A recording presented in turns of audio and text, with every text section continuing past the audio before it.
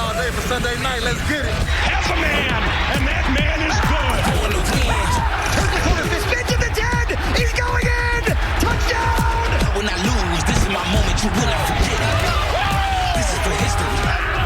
I am the future. The truth is my target. Parsons rubs his tummy. A.J. Brown, and he scores. Do it again. Caught by Devontae Smith. Let the games begin. The tight end. It's showtime. Time. Let the games begin. Young tight end, Charlie Cobb. What a throw, what a catch. It's showtime. Like prime time. Maria, this one's for you.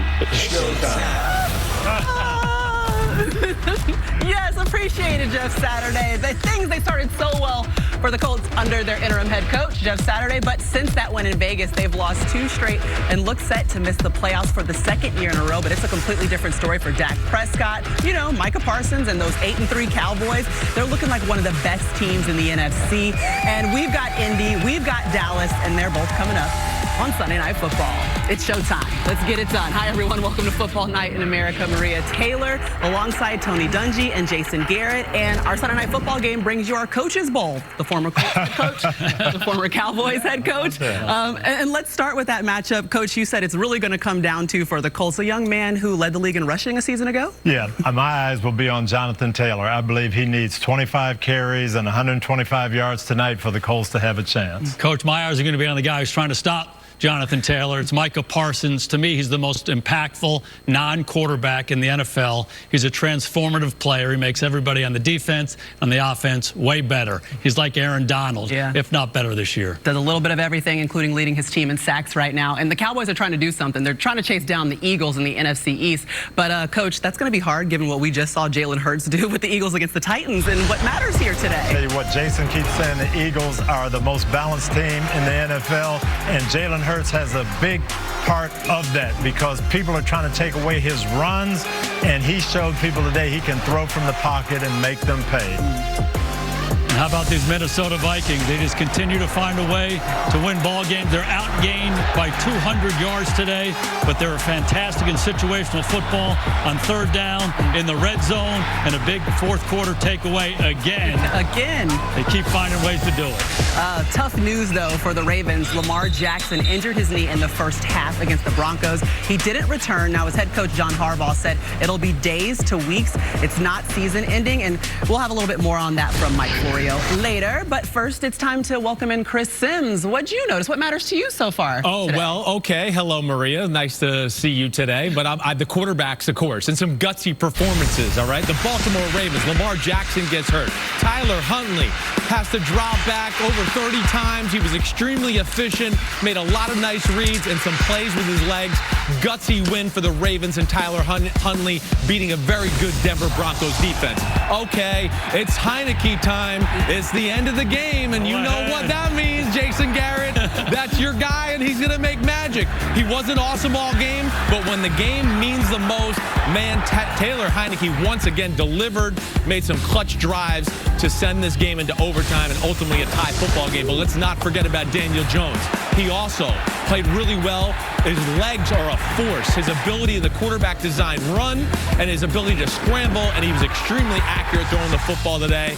It kind of stinks. It was 2020. It was a tie football game in the NFC East, but it was a good showing nonetheless, Maria. Oh, I see we got some drinks out there in Dallas. We got some fans, some Cowboys getting excited, which also means we've got Jack Collinsworth and Rodney Harrison taking in the scene. Take it away, guys. Maria, could this be the year a champion comes out of the NFC East? We've been to every pregame party in the NFL. You're not finding a better energy than right here in the Big D. I look around. It's about 10,000 people. You can't even see all the people over there. This is crazy. It's a good DJ out here, too. So everybody, they're trying to run down Philly. Philly, they can play bully ball on both sides of the line. But you look at Titans. The Tennessee Titans, physicality is their game, and they got beat up. The Eagles' defense was absolutely outstanding today. They did a great job holding Derrick Henry to 30 yards. Sue and Linval Joseph, they did a great job of controlling the line of scrimmage, but they also have a deep and very talented defensive line. 6 sacks today, Hassan Reddick, Josh Sweat had 2. There's no weaknesses on this defense. There's just no weaknesses on this defense. And look at these fans! Look at New York, Washington, they tied So everybody in Dallas knows an opportunity to elevate tonight on Sunday Night Football.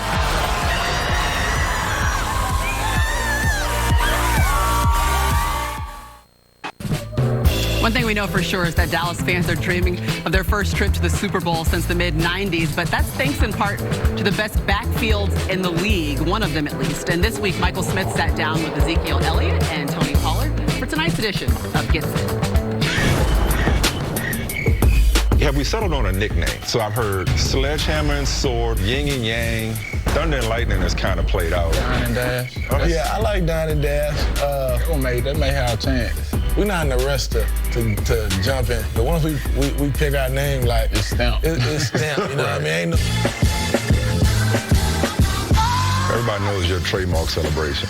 How did you get to a point where you were comfortable sharing? TP, his ability is it speaks for itself. I just truly believe that, our team is better off when he's getting his touches. He's got to touch that football just because he's so explosive. Two-time rushing champion, a guy that's used to getting most of the carries. Was there ever a point where you had to come around to that way of thinking, or that was just natural for you? I'd probably really say last year. I had to really come around to it, and definitely was a little hard at first, but at the end of the day, what's important is the team. I'm with it. How do y'all feed off each other, Tony? It's the energy. Like, if you see one person go out there, make a play, get a big run, sideline feeds off of that, running back, we're feeding off of that. We're on team mentality. Everybody eat. You go out there and ball, and that make me want to go out there and ball. What has this partnership done for you personally? It's kind of like a life lesson. Like, sometimes when you feel like you should be doing something or you think you should be doing this or that, but at the end, you're not, and then, it's all for the greater good. Like you said, everybody eats. A great conversation, one you can watch in full on the NFL on NBC YouTube channel. And Michael Smith now joining us here in the flesh. It was so clear that those two guys had great chemistry. They get it. Yeah. What was your biggest takeaway from just spending time with them? It doesn't matter who's better between the two of them. They bring out the best in each other, and together they make the Cowboys better. The Cowboys, after they got their lunch money taken from them last year against San Francisco in the playoffs, they realized they had to be better in two areas: toughness and overall roster depth.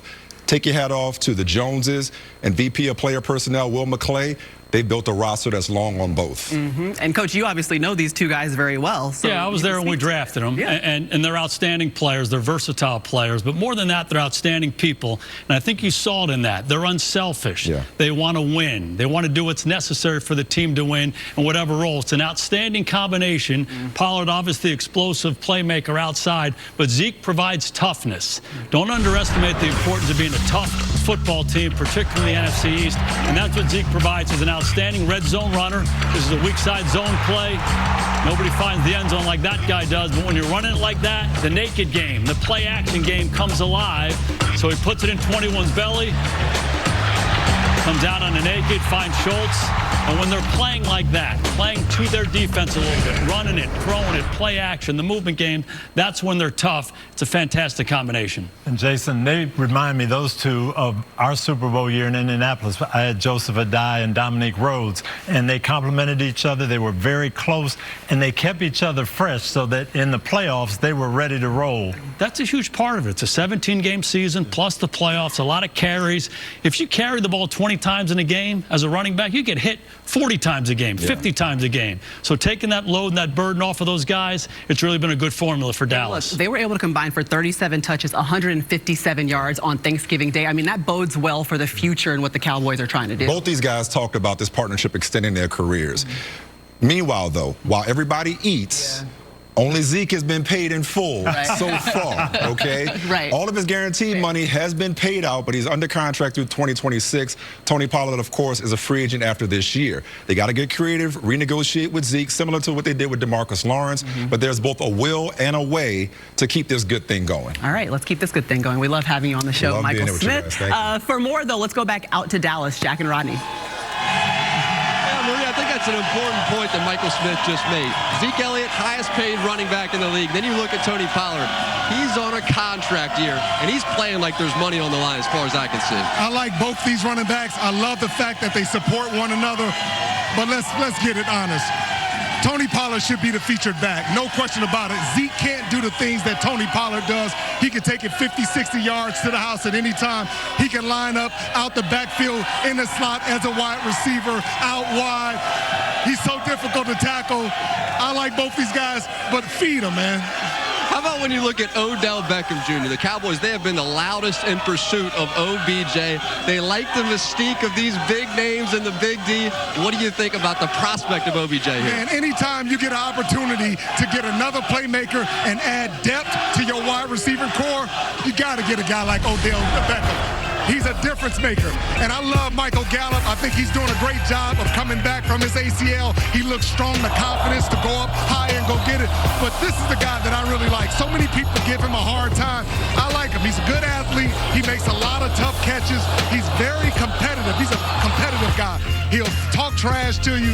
I just love this guy. I got a feeling he's going to see Stephon Gilmore on him a lot. One of the best man-to-man cover corners in this league. He's been really special this year. You see those cleats that he's wearing as all these players around the NFL today, honoring causes that are close to them, the My Cause, My Cleats initiative, and that includes C.D. Lamb. He is supporting the Boys and Girls Club of America. Back with more as we count you down to Sunday Night Football, Colts and the Cowboys.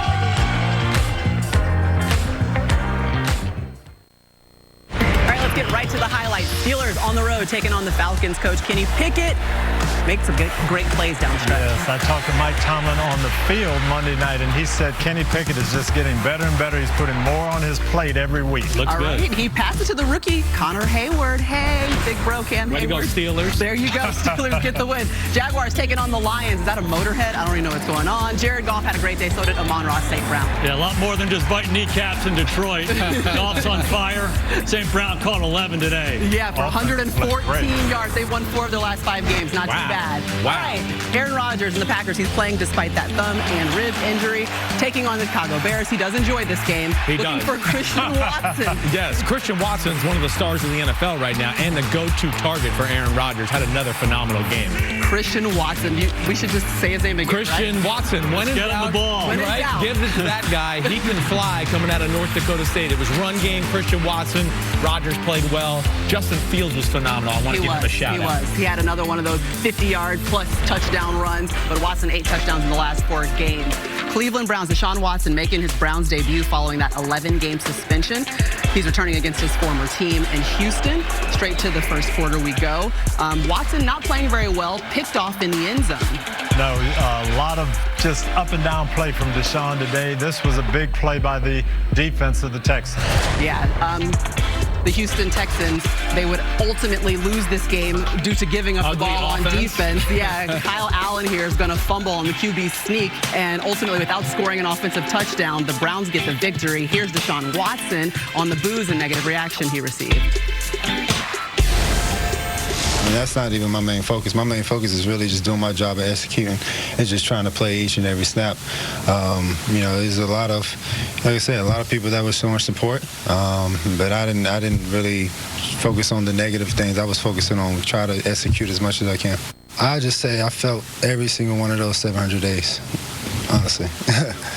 I said however long I've been out, I felt every single one of those days. So getting back in shape and everything was definitely needed to feel that today. And obviously those 700 days led to the worst QBR that Deshaun Watson has ever had in his career. What did you ultimately see on tape when watching this? A guy that hasn't played quarterback in 700 days, really, right? I mean, it's hard. The position's hard as it is. If you miss 2 weeks, you're going to be rusty, let alone 2 years. And yes, we saw this during the highlight. Doesn't locate the safety, Petrie down the middle of the field, right? Throws the ball in the middle there, a little late to a Cooper interception. A little off target here, Coach Dungy. This is what you expect to see. If anybody thought Deshaun was going to come back and just light it up all day, you're wrong. You can't do that. He did make some good throws, but he was late with throws. He was inaccurate with throws. Didn't feel like he was in good rhythm, but he did make some splash plays throughout this ball game. All right, next up for Deshaun and the Browns will be the Bengals, but let's bring in Mike Florio of Pro Football Talk. And Mike, what more can you tell us about Watson's return? Well, throughout the game, he was booed every time he touched the ball. And then after the game, he met with reporters, and he was asked if he has any remorse for the behaviors that resulted in that 11-game suspension. He declined to answer, citing legal and clinical advice. He does have 2 civil lawsuits still pending. He's settled more than 20. And the existence of civil lawsuits hasn't stopped him in the past from talking. Back in August, on the day he agreed to the suspension, he told reporters he maintains his innocence. And he's done nothing since then to change that position, at least not publicly. All right, thanks for the update, Mike. Meanwhile, waiting for Matt Ryan to take the field. He's been reinserted as a starter, his 15th season in the league. Colts taking on the Cowboys in Saturday Night Football.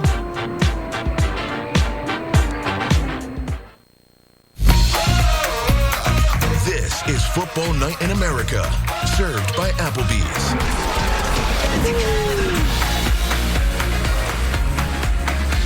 Back in Arlington, Dak Prescott, the Cowboys quarterback, 6th game since returning, 4-1 since he has been back now year 7. And Dak is growing increasingly comfortable in the spotlight that comes with being the Dallas quarterback. For example, sometimes you have to be asked about more than football as we welcome you to the field here at AT&T Stadium. You might know that LeBron James made a comment earlier this week that brought back into the conversation in the news cycle the 65-year-old picture of Jerry Jones, who is standing outside of his Little Rock High School, which was segregated at that time. No blacks were in the school at that point. That was a Washington Post article, and a considerable conversation came from it. Jerry answered questions about it after the Thanksgiving Day game, but it was brought back into the news cycle. So Dak was asked about it this week at his media availability. And I'll tell you what Dak said to us on Friday.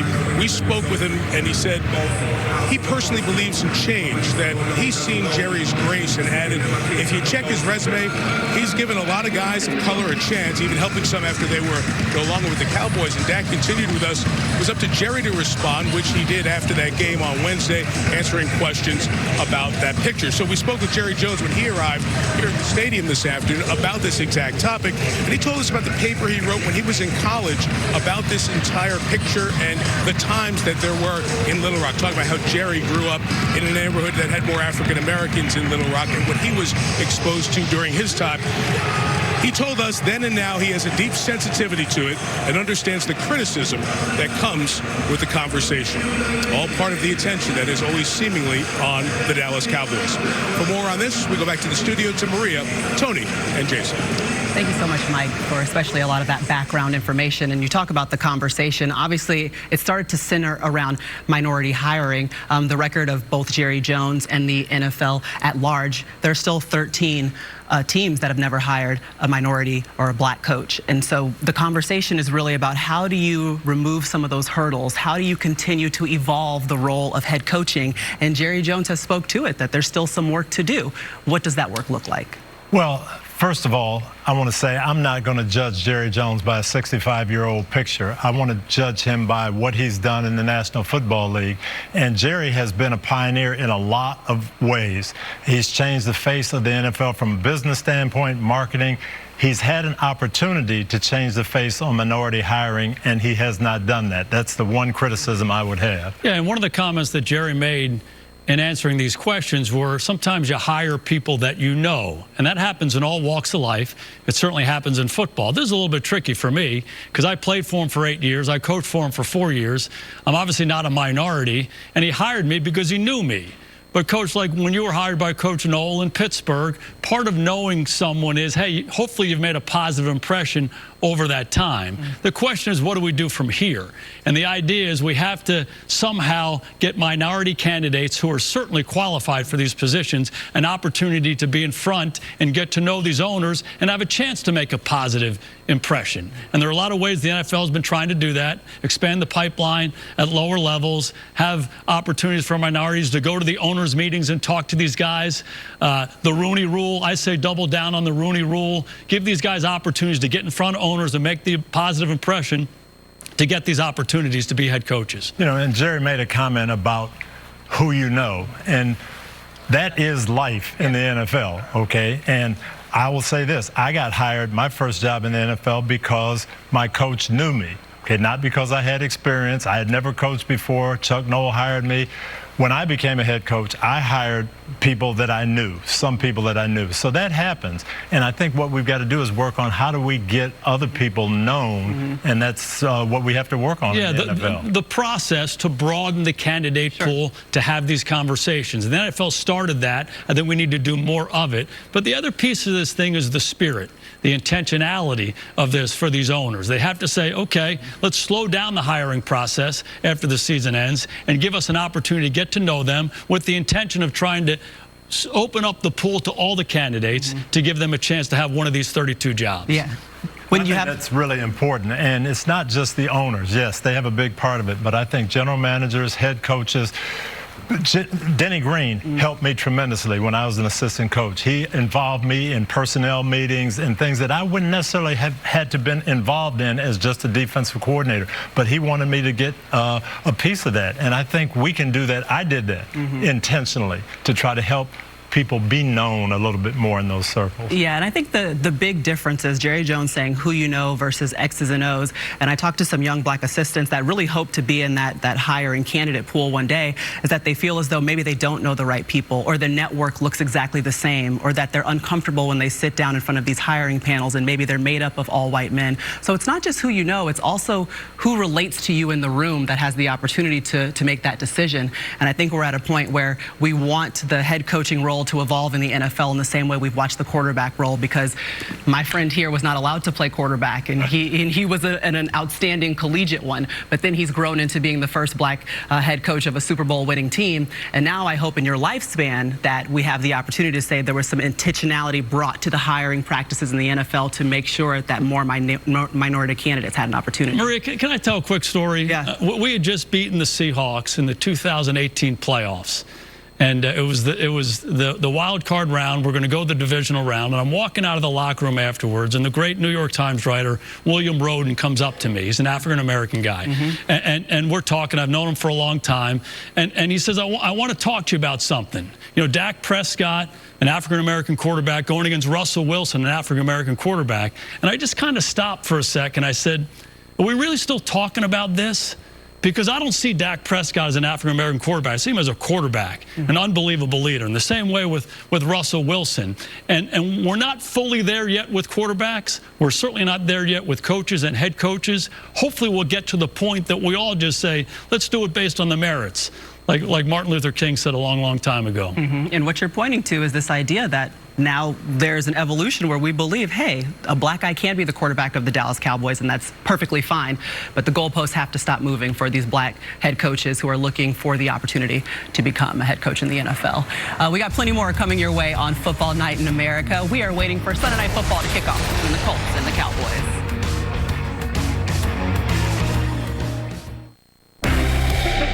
Football Night in America is brought to you by Applebee's. Now that's eating good in the neighborhood. Sunday Night Mayhem, presented by Allstate. NBC Sports presents Super Bowl V. Fires out left side. Off the fingertips of the intended receiver, bounced into the hands of John Mackey, and he goes in for the touchdown. Fumbles the ball into the end zone. We've had some wild plays in this game. Down the sideline, intercepted by Mike Curtis. The Baltimore Colts are the world professional football champions. The old Blunder Bowl is the Colts' first Super Bowl title and the only time a member of the losing team won Super Bowl MVP. That was Dallas linebacker Chuck Howley. 2022, it's Micah Parsons trying to bring the Lombardi Trophy back to Dallas, only year 2. He is the front runner for Defensive Player of the Year right now. I know you're always drawn to Parsons' game. I love Aaron Donald. I love some Chris Jones, but this is the best defensive player on the planet. And he's paired up with Dan Quinn. They have taken Dallas to a top defense immediately these first couple years. What do you like about Dallas on that side of the ball? Well, this is a good defense. It's not a great defense. And the biggest reason is because they lack discipline and they don't do the little things. This is Dorrance Armstrong having a big year. He has 8 sacks, but he hesitates a little bit. That could be a tackle for a loss. Instead, it goes for a first down. Then your best defensive player, Micah Parsons, he gives up the edge. He has to force that running back to cut it back inside.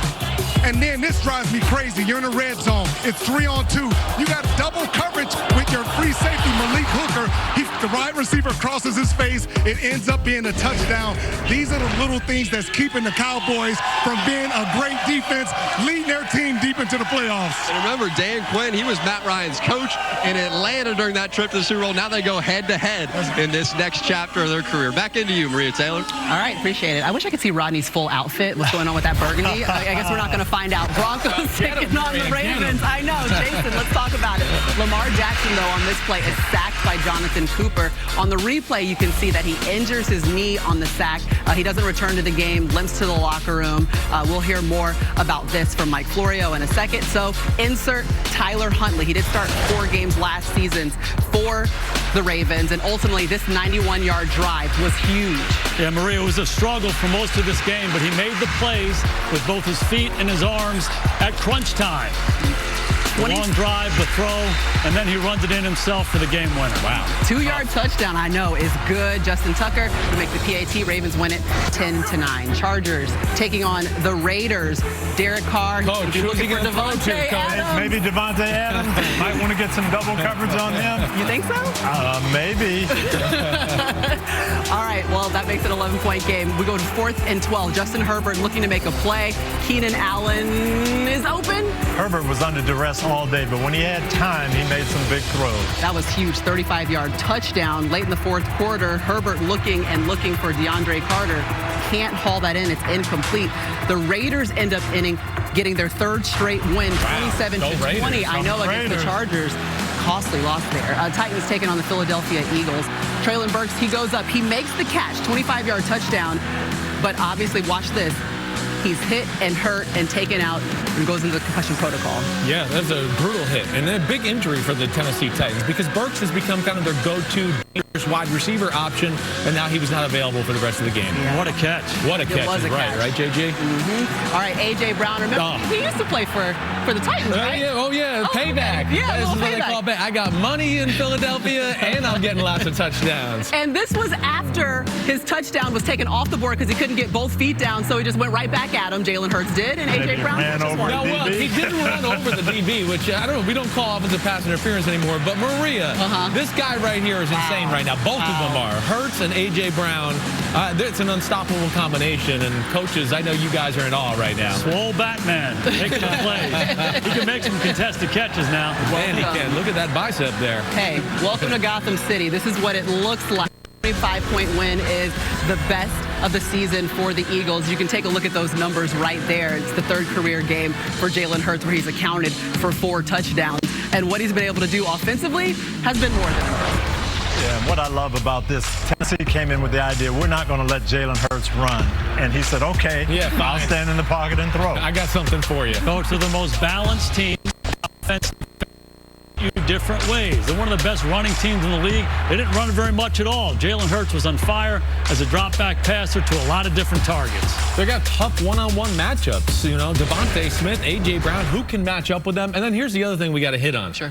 The Eagles played some defense today. They stopped the run. That's been a problem for them. They shore that up. They are the best team in football for sure. Derrick Henry, 11 rushes, a season-low 30 yards. So you're right, the defense showed up as well. It's time for a PFT update brought to you by Google Pixel. Mike, let's go back to Baltimore and the latest on Lamar Jackson's injury. Yeah, Lamar Jackson suffered a left knee injury early in the game today. Didn't return after the game. Coach John Harbaugh said that it's not season-ending. It's a matter of days to weeks. And I'm told they really don't know what ligaments or other parts of the knee are involved. They're waiting until tomorrow for the MRI. Maria mentioned Tyler Huntley started 4 games last year. They really like him, and they're going to have to use him if for some reason Lamar Jackson misses games starting next week at Pittsburgh. All right, thanks, Mike. I'll tell you who Dallas really likes. Garrett likes him. Garrett loves him. Sleeps well at night.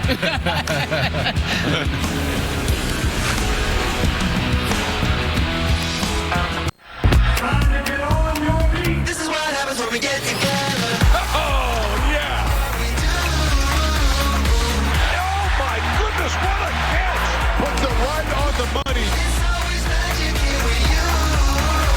That ball is caught for the touchdown. When we get together. All right, I-N-D-Y. That's good on good right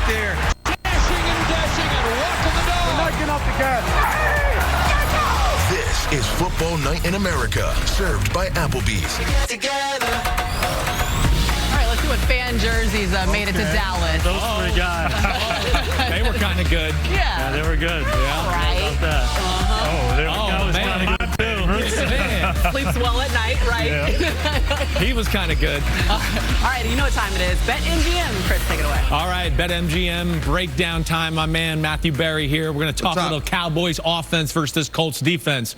All right, this Colts defense, pretty good. Across the board, especially in the pass game. Dallas offense balance, kind of got it going here as of late. What are you expecting tonight stat-wise? Exactly that. Right. Look, Dak Prescott hasn't had to have big numbers because their defense plays so well. They're so balanced on offense. Only one game this year has Dak Prescott attempted more than 30 pass attempts. And then, Chris, you mentioned the good Colts run pass defense, I should say. 3 of the last 4 quarterbacks to face Indy have thrown for under 200 yards. They allow the 5th fewest passing yards to opposing quarterbacks. So I do think Dak has a nice game here, but not a big yardage game. I don't think he gets to 240 passing yards tonight. I'm with you. They keep people in coverage all the time. They rush forward. They do not give up a lot of big pass plays. But so you're not expecting a lot of yardage, but you are expecting some touchdowns maybe from Dak Prescott tonight? Sure. Dak Prescott has had multiple touchdown passes in every single game he's played this year. So my expectation he gets there. I think there'll be a couple of short field situations for Dak because that Cowboys defense gets a turnover or two. Yep. All right. Balance from that Dallas offense. Look for that. And then Dak Prescott's going to throw a couple of touchdowns. Now, new BetMGM customers can sign up and bet $10 on any NFL game to get $150 in free bets. Win or lose. It's bonus code NBC 150. Yeah, we like it. Back over to you, Maria. Well, I could bet that there's not that many people in football who know Jeff Saturday better than our own Tony Dungy. They spent 7 seasons together in Indy, winning a Super Bowl together. And this week, Tony sat down with his former All-Pro center to discuss a whirlwind few weeks back on the Colts sideline. Let's get When I stepped into the job, there were 25 things that I never anticipated. What's been the biggest one of those for you? Oh, that's a great question. Probably the biggest thing that I've had to learn, the expectations that you have that these guys are going to do it this way, being able to breathe that into your players, because that's not the norm. Well, let's run the freaking ball, man. You're the center. You make a wrong line call, and Howard Mudd, your coach, is the only one who knows. Yes. He's getting hit a lot. We got to keep that garbage off of him, man. You're the head coach, and you don't call a timeout. 50 million people have an opinion. Absolutely. Tell me about that. They expected it. A crucial situation. I knew in my head what I wanted to get accomplished. I knew the reasons I wasn't calling timeout. Colts are not taking a timeout. I've seen Peyton, I've seen all this. Well, that's going to do it. But the part that I was disappointed in, it had nothing to do with time. For me, it was I hadn't practiced something with them that I expected them to execute to the level that I thought that I would have, right? Yeah. How about you been on your back the whole game, too, you punk? Running out the clock. I know you talked about playing for me, playing for Jim Caldwell, and you learned a lot of things. Is there anything that we did that you said, we're not doing that? There's really not, because some of the things I asked you to change, I'm like, there's no way I'm changing it. I told somebody the other day, I said, I don't think you even realize as a player going through that in your life how much it's ingrained in you and it becomes your DNA. And I'm grateful for that. The only thing I would say I'm different from you is I'm very loud. You know what I mean? Who goes hardest the longest, man? There will be things said and said loudly. Coach gets loud if someone misses an assignment in the screening room. I'll be honest, okay? You mess up a 2-minute drill on the defensive side, he gets loud. Hey, you can watch the full chat on NFL and NBC YouTube channel. But, Coach, you were obviously in the building, and it's a unique set of circumstances that Jeff Saturday steps into. What was the vibe? Like, what were you getting from the team as a whole? I talked to a lot of people in the building, players, staff, everybody, equipment men. They said Jeff has brought just what he brought to his playing career. Toughness, physical practices, accountability, and attention to detail, and they're excited about it. All right, well, the next challenge obviously will be Dallas here tonight, but we got more highlights first. It's the 7-4 Jets against the 9-2 Vikings. Let's go with them rolling in with the Mighty Ducks. Uniforms. Okay, Mighty Ducks. Yeah, the flying V was the whole thing. I got you, right. The fourth quarter we go, Vikings up 5. Kirk Cousins finding who? How many times have we seen this? Cousins was hit a lot, but he got the ball to Justin in the critical situation. Look at Lil Kirk go. man, bling, bling. Yeah, it's his 8th birthday, too. That's Lincoln Gustafson, by the way. Ensuing Jets drive, they go for it. Mike White is ruled short, but after a review, Coach, it's a touchdown. It was tough for the Jets in the red zone. They got down there plenty of times, got this one in just on a review, but they struggled in the red zone overall. All right, so the Jets trail 27-22 after that. Yeah, Mike White, little fist pump. Next drive, again, facing 4th down. White looking for Corey Davis. Man, what a throw. Big shot, gets him down in close again, chance to go ahead. Goal. White looking for Braxton Berrios. Nice little option route, perfect call. Just don't execute it. Berrios can't hold on. Oh, so the Jets turn it over on downs at the Vikings 1-yard line. They would get the ball back for one last chance, facing 4th down again. We've seen this from the Minnesota defense all year, Unreal. Right? They don't let you score touchdowns. They make you kick field goals. 4th quarter INTs for that defense. Cameron Bynum, he'll take that one. Vikings win at 27-22. Seahawks taking on the Rams. Cam Akers, he'll punch one in from 6 yards out. Yeah, no Matt Stafford, no problem. They ran the ball well. Akers down in the red zone, finding the end zone. Watch out for this guy. Yes, the ensuing drive. Geno Smith finds Tyler Lockett. That's a 1st down, a 10-yard complete. Left. Smith to who? Made a lot of big plays at the end of this ball game. Not bigger than that. He was cooking. Ooh. Sure is. Oh, a little shot there. That's a shot right there. A little bit of a shot. Commander. Just saying he's cooking. That's Taking on the Giants. Okay, so what is Taylor Heineke doing? Oh, man. He's doing. Because it just seems like he kind of played out.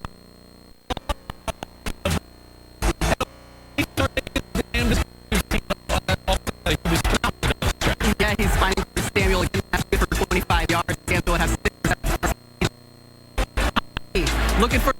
He's a scrapper, man. He's like Jason Garrett back in his day. This is how he was. But great job by Jahan Dotson there, making a guy miss, breaking the tackle, and now we're in a tie ball game. We are. We're all tied up at 20. Let's go ahead and go to overtime. Giants lining up for a field goal in the final seconds. Graham Gano from 58 yards. And right on line. But it's been awesome all year. A little too long there. Yeah. So Taylor Heineke is able to hold him off. Remember, though, the Giants led this 20-13. The Giants really let one get away. They did, and both of these teams have been winning these close games down the stretch by being detailed, but some mistakes today hurt both sides. No doubt about it. The Giants were in control, and this was a big sequence for them. They make the 1st down, and they have the taunting penalty by Feliciano.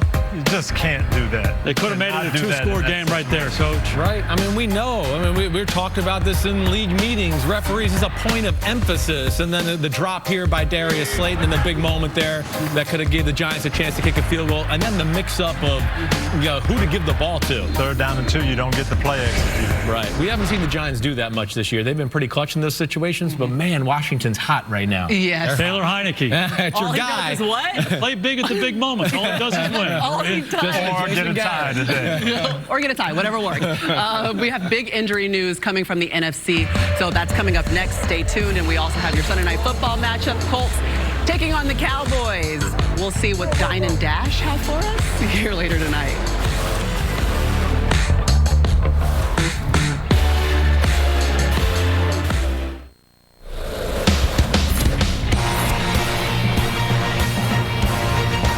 Welcome to the Hyundai Sunday Night Kickoff. So the Cowboys' year looked bleak after losing Dak Prescott in Week 1, but Cooper Rush came in clutch, and then Prescott, he reclaimed the spotlight seamlessly, but credit this defense as well. Micah Parsons, he went from the best rookie last year to the best defender in the game this season as we go on the field, presented by Hyundai. And Matt Ryan, his Indianapolis arrival, it was celebrated, but that hype has been drained as the season played out, Hot Rod. Yeah, Matt Ryan, he's been a disappointment for this team. He has to come out and play aggressive, take shots down the field, and send a message to the Cowboys defense that he's not going to just check the ball down. But the best way to neutralize that pass rush of that Cowboys defense is to run Jonathan Taylor. And I agree with Coach Dungy, what he said earlier. He has to touch the ball 25 times if they want to have success. I saw you walking around talking to everybody as these teams get set. What did you learn before kickoff? Yeah, I had a chance to talk to Indianapolis Colts defender, and he told me they got to come out, load the box, stop the run. They feel like very confident that they can hold up on the outside with their cornerbacks. And watching Indy get ready is amazing how much time Jeff Saturday spent specifically specifically with the offensive line. He didn't leave that group. That's the top priority for the boss man. Back into you, Maria Taylor. All right, thanks, Jack. To the game we all had circled this week, the Dolphins taking on the 49ers. First quarter, Chris. Jimmy Garoppolo is sacked and clearly injures his foot. Yeah, you can see here, Phillips, his left knee kind of falls on the left foot of Jimmy Garoppolo. He's been a guy that's been injured before. It was unfortunate to see. Yeah, carted off, would not return. More from Florio on that later. So the rookie Brock Purdy out of Iowa State comes in. He was Mr. Irrelevant in this year's draft, but he's totally relevant. He's pretty relevant today. I can't get over the job that Brock Purdy did. Being thrown in this situation against the Miami Dolphins, he played phenomenal. And then this is why they traded for this guy, Maria, Christian McCaffrey. What a great run by him here. Helps them get the closeout score to really put the Dolphins in a position of not being able to come back. And then Tua trying to make some magic happen. Gets caught, strip sack, fumble. 49ers defense, Maria. It's as good as it gets in football. Coming up huge. 3 turnovers, 2 interceptions, 1 fumble loss from Tua. The 49ers get the win, 33-17. Kansas City taking on the Bengals. It's the Chiefs. It's the Bengals. It's a rematch of the AFC Championship. Third quarter, we're tied at 17. 4th and goal for Kansas City. Mahomes has to go airborne to get this TD. Looking like Michael Jordan, Cam Taylor-Britt trying to keep him out. We'll see if he got in. They gave him the touch. Balls on the line. It crosses the plane before he lost the football. Chiefs lead it 24-17 to the 4th quarter. Mahomes going to find his buddy, Travis Kelce. In the second half, you had a feeling neither one of these defenses was going to stop the other team. It was going to take a turnover, and Cincinnati got it. Yeah, Kelce is stripped here. Bengals would recover it. Kelce's first lost fumble this season. You don't see that a lot, but the ensuing drive, the Bengals are going to take advantage. Joe Burrow doing Joe Burrow things, looking for Chris Evans. Just so poised, goes through his progression, finds the drag route. Evans does the rest. All right, so the Bengals take the lead 27-24 after a Chiefs missed field goal. The Bengals trying to ice the game here on 3rd and 11. Watch this throw. 11, need to stop, couldn't get it, bullet. Ice the game. So the Bengals hold on to win it. They beat the Chiefs yet again. Burrow is 3-0 against Mahomes, and there is your quarterback comparison. You know, it's pretty comparable numbers, I would say. It's time now for the Sunday Night Game Flow presented by Progressive. And Chris, a big game from Cincy Samaje Perine. A huge game for him. I mean, we know it all about Joe Burrow and what he does on that offensive side of the ball. The Bengals defense is good too. But Samaje Perine, he's kind of the third guy after Chase and Higgins. They find ways to get him the ball here. And this is whenever in trouble in the pocket, Burrow is always looking for 34. Let me get it out. Let me dump it to him. He's great after the catch. Then we're seeing the Bengals start to get a run game here as of late. You can't just play pass and stop Jamar Chase. He's bringing a power element. He was phenomenal today. Run game, pass game. He picks up the blitz. This Cincinnati Bengals football team's got it going, Maria, in a big-time way. Yeah, and that was the Sunday Night Game Flow presented by Progressive. Samaje Perine, he had 27 touches in this game, so there wasn't anything that he wasn't doing on the field. What else impressed you about the Bengals? I have to give a shout out to that offensive line. Early in the year, we kept talking about how much Joe Burrow was getting hurt. Getting hit, excuse me. Kansas City could not get any pressure with just a 4-man rush. They really did a great job. Frank Pollock, the offensive line coach in Cincinnati, really melding that group together. So obviously the 49ers, they do get the victory, but big injury news out of San Francisco. Mike Florio, what's the latest? Yeah, we saw that left foot injury. Coach Kyle Shanahan told reporters after the game that the foot is broken and Garoppolo is expected to miss the rest of the year. So they've got Brock Purdy. Jacob Eason will be the backup. They may look to add someone else for the stretch run. The news a little bit better for the Miami Dolphins. Tua Tagovailoa, their quarterback, entered the game with an ankle injury, aggravated it late, left, didn't return. But he told reporters after the game, I feel as good as I can be coming off of a game. We'll assess some things, but I'm as good as I can be. So Brock Purdy will get his first start against the Buccaneers, but a 49ers football team without Jimmy G looks like what, Coach? Well, they still have that great defense. They've still got a running game, and Kyle Shanahan will dial up some stuff to help his young quarterback. It makes me think he's the last player taken in the draft. You've been in that draft a ton of times. You're sitting in that room and you're waiting for these names to go by, and you have these decisions to make, and they say, let's take a shot at Purdy. And you think about that little decision they make is such a significant one. He was pretty poised and composed today. He's going to play in a really good environment. That defense will show up. That run game will show up to make his environment better. Didn't you once have a young rookie quarterback you weren't expecting to play too much, and he did okay for you, Dak Played Prescott? a lot of games and won a lot of games. Purdy finished 25 5 for 37 for 210 yards, a touchdown, and interception. Like you said, not bad for Mr. Irrelevant. All right, it's time for our Sunday Night 7 featuring a $100,000 jackpot. Matthew, how many total yards and touchdowns for Jonathan Taylor? Yeah, of course, the focal point of the Colts offense. You know, since Jeff Saturday took over Indianapolis, he's been feeding Jonathan Taylor at least 23 touches in all 3 games for Taylor since Saturday took over. However, the Cowboys, I think he'll get a lot of volume. I don't know how efficient he'll be. Dallas has allowed, since week 3, 85 yards or more to a running back only twice. Give me that 75 to 89 option. They also want to know if Taylor will score a touchdown. I say yes. He's scored in 3 straight games. Cowboys have given one up to a running back in 3 of the last 4. We will be back right after this with the best of a wild Week 13.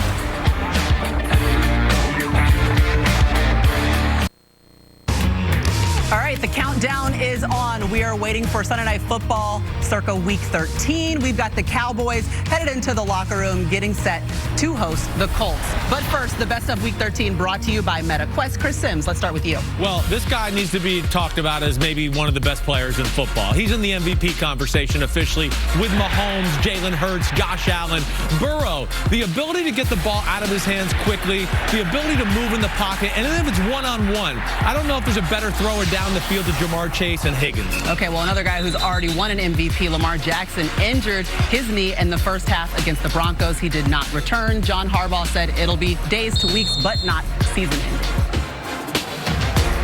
And then Jimmy G is out for the season after injuring his foot. And so Brock Purdy has gone from Mr. Irrelevant to the new starter for the 49ers. Minnesota gave up 500 yards in this game today, Maria. They gave up 500 yards. They won on 3rd down. They won in the red zone. They won at the end of the game. They take the ball away every week. They do what teams need to do at crunch time. They're one of the best teams in the NFC. Jason Garrett says that this Philadelphia team is the most well-balanced. They played great defense today and got another tremendous performance from Jalen Hurts, throwing the ball and running it, and grittying. And grittying. That was the best of Week 13, brought to you by MetaQuest. Wish for the extraordinary. Let's talk about that NFC playoff picture. Obviously, Seattle jumps to the 7th seed with that win. Eagles and the Vikings can both clinch next week with wins. But now the question is the 49ers. That puts a little bit of a question mark in our NFC It really does. race. I thought this was the hottest team, the way that defense was playing, but this quarterback situation, you know, puts a monkey wrench in it. Yeah, Brock Purdy's got to step up. I still think the Eagles are the best. All right, a 5-game win streak after the 49ers started 3-4. They were the team that was trending up. It's time now for our home team picks, brought to you by Lowe's. Jack, we start with you in America's pick. Maria, 78% of the country is on Dallas heavy. Dak is back. The run game's cruising. That defense is built. Dallas, they are in prime position once again. Now it's all about closing. That starts tonight. Give me the Cowboys. How do you go? The Colts are a desperate team, so watch some trick plays on offense. Special teams, I know the special teams coordinator, but I got to ride with the Dallas Cowboys. They're not losing this game. We got my man in the Bengals jersey back here. Here you go to Mike Florio. Hey, 78% of the country's on Dallas. What is the other 22% of the country thinking? It's 22% of the country in Indianapolis. I don't understand this. Look, you know, Colts have a good defense, but that offense against the Cowboys defense, I'm not seeing it. Give me the Cowboys. Yeah, both. We got 2 awesome defenses, but just a better Cowboys offense. I'm going with the Cowboys to win this.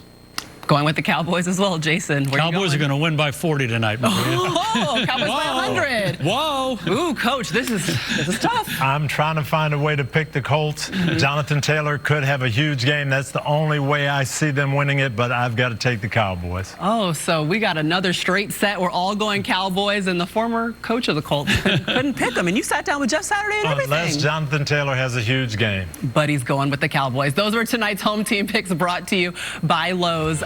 But it sounds like they're ready to go out there in North Texas. We've got the Colts. We've got the Cowboys. Mike, Chris, and Melissa will have the call after Carrie Underwood gets us started. Look forward to seeing you guys at the half.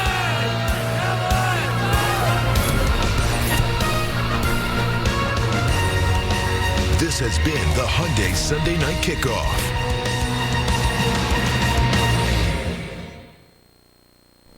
Spanish language audio provided by Telemundo Deportes. Or watch tonight's game in Spanish on Universo.